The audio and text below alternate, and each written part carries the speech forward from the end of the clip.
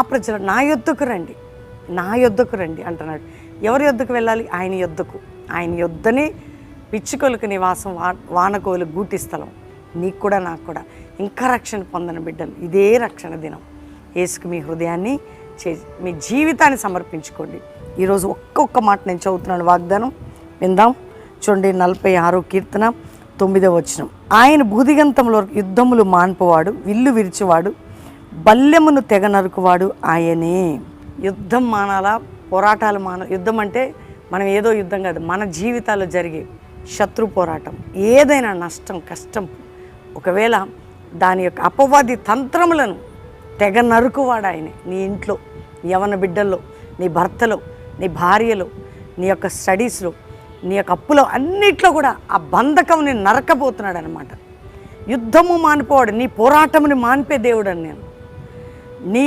నీ మీద పడుతున్న శత్రువుని అణిచే దేవుడని, నీ పోరాటముని మాన్పి నీ శత్రువుని అణిచివేసేది నీ రోజు వాగ్దానం.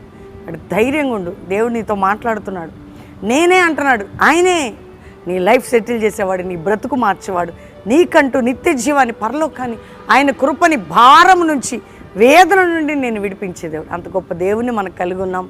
వాగ్దానం ఎత్తిపట్టి ప్రార్థన చేయండి, దేవునికి థ్యాంక్స్ చెప్పండి, కృతజ్ఞత చెల్లించండి. అందరం ప్రార్థన చేసుకుందాం. తండ్రి, ఉదయకాలం ఎంతమంది బిడ్డలు ఈ వాగ్దానం విన్నారు. రక్షణ లేని ఒక రక్షణ, పాపక్షమాపణ, నానావిధ రోగ వ్యాధులతున్న వారికి స్వస్థత, అప్పుల భారం, ఆర్థిక భారం, మానసిక ఒత్తిళ్లు, కుటుంబ పోరాటాలు, రోగాలు, చింతలు, నిందలు, గాయాలు, అవమానాలు, కోర్టు కేసులు, ఆయన అబద్ధపు మాటలు, మోసాలు, దగాలు, అన్నిటి నుంచి విడిపించి వారికి విరోధమైనది ఏదైనా బంధిస్తూ దైవజనులు వారి పిల్లల్ని మీరు